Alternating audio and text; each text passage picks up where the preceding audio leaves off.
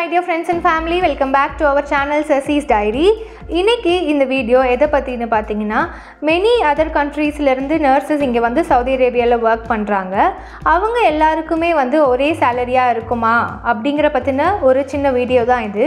Before நானும் வரதுக்கு முன்னாடி யோசிச்சிருக்கேன், நிறைய ஊர்லேருந்து நர்சஸ் சவுதியில் ஒர்க் பண்ணுறாங்க. ஸோ அவங்களுக்கெல்லாம் வந்து ஒரே சேலரி தான் இருக்கும் போல் அப்படின்னு நானும் நினச்சும் இருந்திருக்கேன்.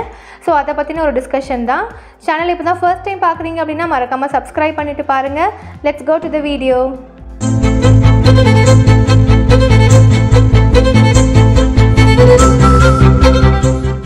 ஸோ ஜென்ரலி எல்லாருக்குமே இந்த காமனான டவுட் இருக்கும், வேரியஸ் அதர் கண்ட்ரீஸ்லேருந்து ஒர்க் பண்ணுற நர்சஸ்க்கு எல்லாமே வந்து சேம் சேலரி இருக்குமா ஆர் டிஃப்ரெண்ட் சேலரி இருக்குமா அப்படின்னு. பட் வந்து ட்ரூ ஃபேக்ட் என்னன்னு பார்த்தீங்கன்னா, கண்டிப்பாக வந்து எல்லாருக்குமே சேம் சேலரி கிடையாது அப்படிங்கிறது தான். நானுமே இங்கே வந்து யோசிச்சிருக்கேன், designation wise, category wise, experience வைஸ்லாம் கூட நம்ம சேம் நர்சஸாக இருந்தாலுமே கூட ஒரே மாதிரியான சேலரியே அவங்களுக்கு கிடைக்கிறதில்ல அப்படின்னு நான் யோசிச்சிருக்கேன். பட் இங்கே வந்து நிறைய நேஷ்னாலிட்டிஸ்லேருந்து வந்து இங்கே ஒர்க் பண்ணிட்டு இருக்காங்க ஆஸ் அ நர்சஸாக. ஸோ இப்போ என் கூட ஒர்க் பண்ணுற நர்சஸ்லாம் வந்து எந்தெந்த கண்ட்ரீஸ்லேருந்து இருக்காங்க அப்படின்னு பார்த்தீங்கன்னா, மெஜாரிட்டியாக வந்து ஃபிலிப்பைன்ஸ் தான் நிறைய பேர் ஒர்க் பண்ணுறாங்க.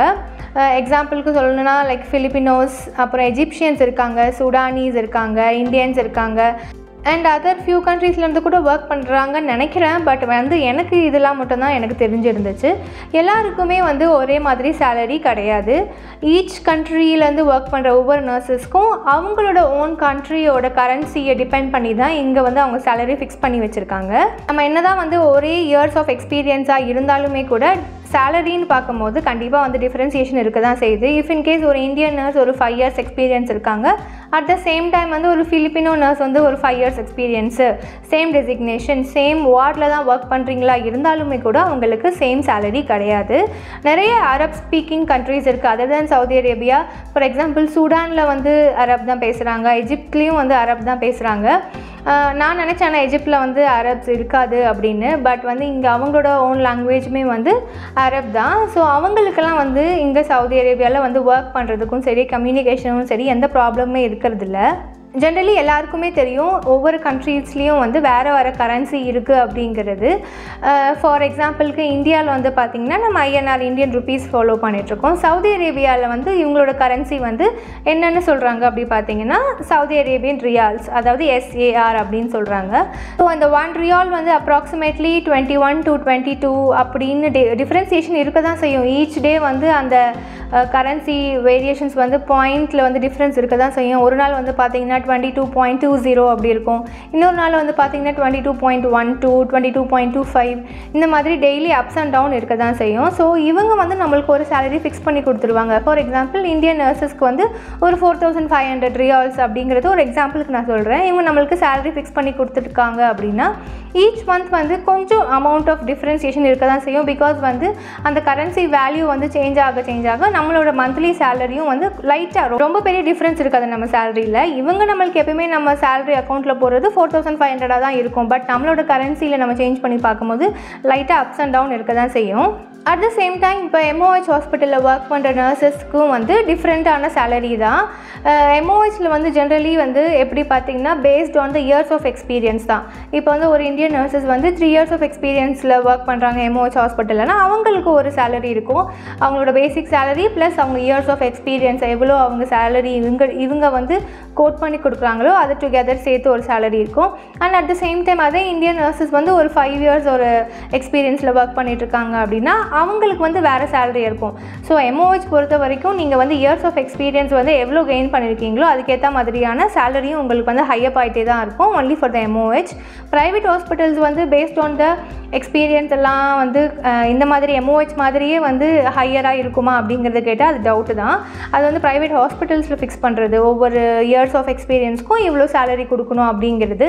So irrespective of private hospital or the government hospitals எந்த நீங்கள் கேட்டகரியில் ஒர்க் பண்ணாலும் சரி, கண்டிப்பாக அங்கே இருக்க நர்சஸ் யாருக்குமே வந்து சேம் டைப் ஆஃப் சேலரி கிடையவே கிடையாது.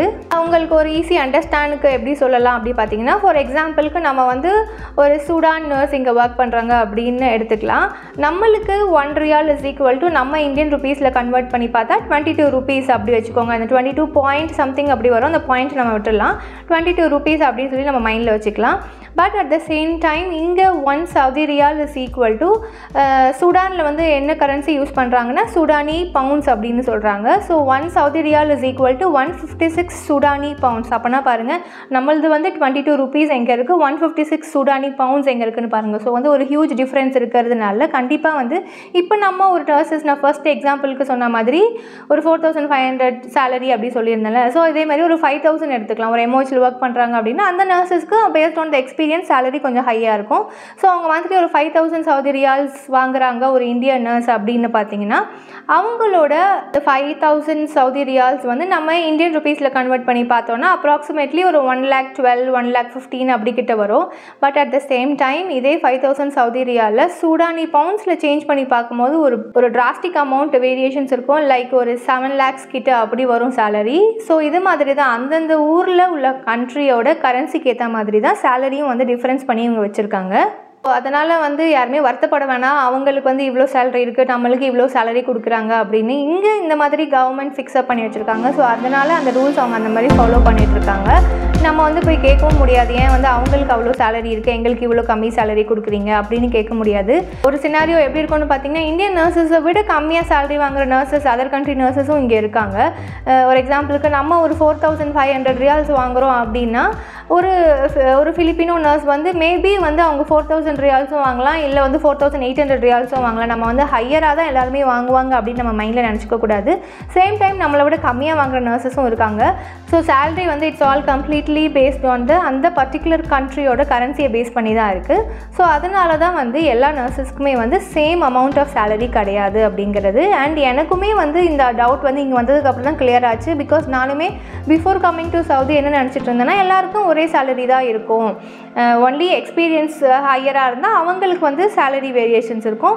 ஆர்எல்ஸ் வந்து அவங்க டெசிக்னேஷன் ஒரு சார்ஜ் நர்ஸ், ஒரு நர்சிங் சூப்பர்வைசர், நர்சிங் டைரக்டர் இருக்கிறாங்கன்னா அவங்களுக்குலாம் வந்து சேலரி கண்டிப்பாக ஹையராக தான் இருக்கும் அப்படின்னு நினச்சிட்டு இருந்தேன். பட் இங்கே வந்ததுக்கப்புறம் தான் எனக்குமே தெரிஞ்சது, same designation same year of எக்ஸ்பீரியன்ஸாக இருந்தாலுமே கூட அவங்க வேறு கண்ட்ரி சேர்ந்த நர்சஸாக இருந்தால் கண்டிப்பாக அவங்களுக்கு சேலரி டிஃப்ரென்சியேஷன் இருக்குது அப்படிங்கிறது தான். ஜஸ்ட் எனக்கு தெரிஞ்ச இந்த விஷயத்தை உங்ககிட்ட நான் ஷேர் பண்ணிக்கணும்னு நினச்சேன். இந்த வீடியோ யூஸ்ஃபுல்லாக இருக்கும்னு நினைக்கிறேன். வீடியோ பிடிச்சிருந்தா மறக்காமல் லைக் பண்ணுங்கள், ஷேர் பண்ணுங்கள், சப்ஸ்கிரைப் பண்ணுங்கள். நெக்ஸ்ட் இன்ட்ரெஸ்டிங்கான வீடியோவில் மீட் பண்ணுறேன். Until then, tata, bye bye, take care.